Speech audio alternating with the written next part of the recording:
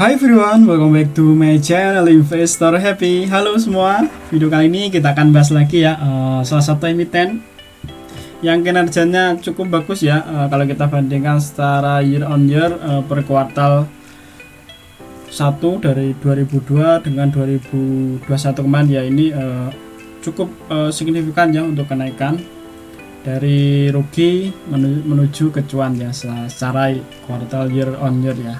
Oke, sebelum ke pembahasan kita disclaimer dulu ya guys, bahwa di sini hanya sebatas berbagi informasi, bukan ajakan untuk beli ataupun jual di emiten yang terkait di video ini.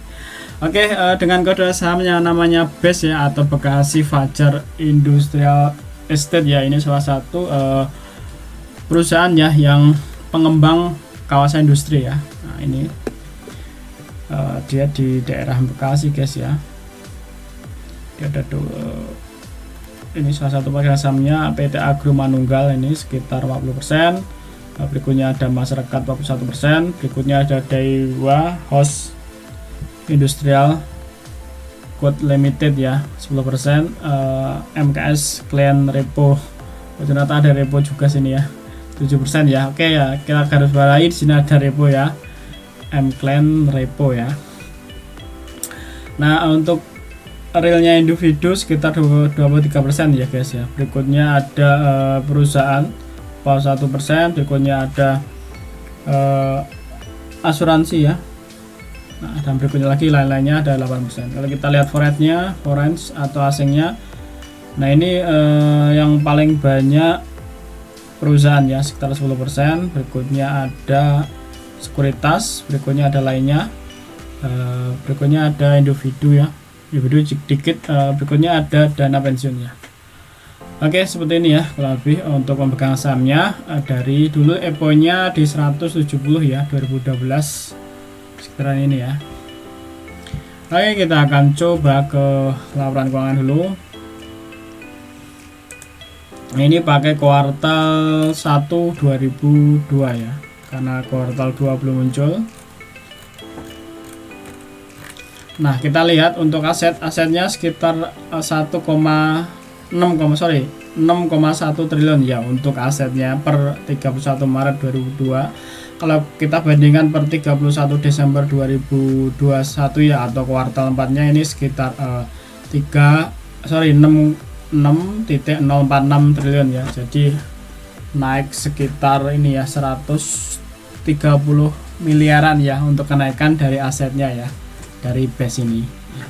Oke, kita akan lanjut ke liabilitas. Kalau kita lihat untuk liabilitasnya ini sekitar 1,8 ya, ya masih kecil ya, maksudnya seper 20-nya ya kalau kita bandingkan dengan asetnya ya.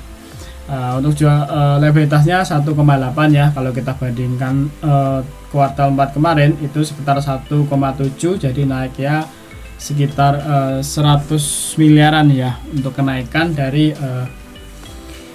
liabilitas dari BES ini ya. Oke, harusnya enggak ini ya, ekuitasnya masih besar ya. Ekuitasnya masih 4,3 triliun ya. Kalau kita bandingkan sebelumnya ya 4,2, jadi hampir ya naik sekitar ini ya. Oh enggak, sorry guys, 4293 ya. Ini berarti naik sekitar 17 miliaran lah ya untuk kenaikan dari ekuitasnya ya.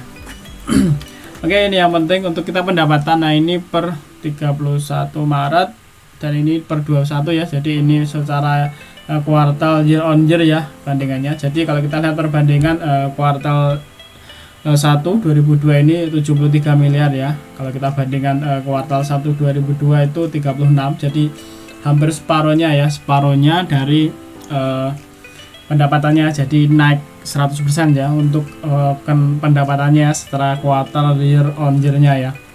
Nah jadi untuk penghasilannya ya bersihnya sekitar 13 miliar ya, 13 miliar, 2 ya, 280 juta ya. Kalau kita bandingkan sebelumnya ini minus 54 miliar ya.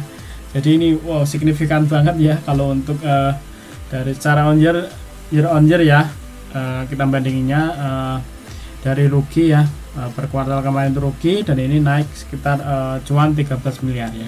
Kalau kita lihat labanya ya 1,3. Kalau kita lihat laba yang 2001 itu minus 5,68 ya, ini hampir 500% ya untuk kenaikannya, karena tadinya minus 5 ya, naik ke 1 ya, sekitar 500% ya untuk kenaikan IPS nya sendiri.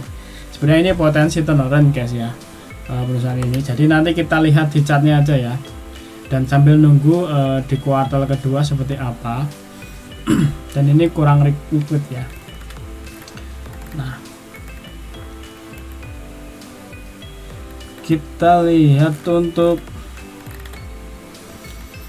ini ya, cash flow nya. Kalau kita lihat cash flow nya ini minus ya, dari 49 miliar ya 2001, ini 2002 ya ke 30 miliar ya. Jadi turun sih untuk minusnya, cash flow operasionalnya sih.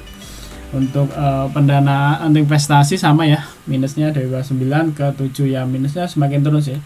Untuk kas terakas akhir tahun sekitar 460, kalau kita bandingkan sebelumnya 707 ya, turunnya hampir 300 miliar sendiri ya untuk kas terakas akhir tahunnya. Nah, oke, dari segi fundamental sebenarnya pendapatannya naik ya guys, cuma untuk cash flow-nya itu masih minus ya. Jadi mungkin teman-teman yang menggunakan analisa dengan cash flow, jadi ini kurang menarik ya. Cuma kalau kita lihat dari segi pendapatan udah mulai bukan pendapatan ya, kalau kita bandingkan dengan tahun sebelumnya ya, secara kuartal year on year-nya ya. Dan ini kekurangannya dia belum bagi dividen ya. Kalkutare ini emitennya belum pernah bagi dividen. Nah, tapi secara laporan keuangan udah bukan hasil lah ya, bahkan cuan. Jadi dipantau dulu aja ya. Untuk harganya saat ini udah naik ya sayangnya ya, udah naik. Sebenarnya udah ini screennya udah beberapa hari ya, cuma aku baru sanggup bikin videonya hari ini. Jadi mohon maaf, mungkin kalau kemarin bikin bisa entry dulu ya, karena pasti supportnya. Dan mungkin ya hari ini udah naik ya, udah naik ke 125 ya. Jadi terserah teman ini udah cukup lumayan tinggi guys ya. Kalau kita lihat dari supportnya ini udah naik sekitar 10%. Jadi resikonya segitu ya, kalau nanti kalau itu berbalik arah, lebih baik ya nunggu aja. Tapi masih ada potensi kalau naik di resistnya ini ya, di sini kita 5% ya. Jadi seperti itu. Ini ada kalau seandainya berbalik arah masih mungkin ke sini, aku support dulu ini sekitar 10% ya. Terserah, ini boleh nunggu atau menunggu di sini ada support lagi, atau di sini ya. Kalau di sini lumayan kuat ya, ini di sini lumayan kuat, ini hampir berapa sering ya dipakai ini supportnya ini, dari beberapa tahun yang lalu 2020 ya kepakai ini supportnya. Emang nggak tahu ya, lebih baik nunggu aja ya, karena udah tinggi. Dan perusahaan ini kurang menariknya belum bagi dividen, itu guys yang kurang menarik ya. Cuma kalau kita lihat pendapatannya, revenue-nya udah ada, dari minus dari rugi menuju ke cuan, jadi potensi turnaround ya. Tinggal nanti kita lihat di kuartal kedua ya, seperti apa ya. Oke, jadi kalau ini cocok untuk teman-teman, bisa dimasukin balance-nya dulu ya, jangan ini. Nanti saya akan buatkan video analisa saham lainnya yang menarik-narik. Jadi nanti teman-teman tinggal pilih aja yang sesuai kriteria menarik, bisa dimasukin balance-nya ya. Kalau tidak menarik ya abaikan aja. Nanti saya akan mencari emiten yang menarik-narik ya, apakah emiten tersebut dari rugi udah cuan, ataukah IPS-nya naik, atau labanya naik, dan lain-lainnya. Oke, terima kasih teman-teman yang sudah menonton. Kalau ada request ya atau pertanyaan, silahkan ditulis di kolom komentar. Sampai ketemu di video berikutnya. Happy cuan and happy investor. Bye bye.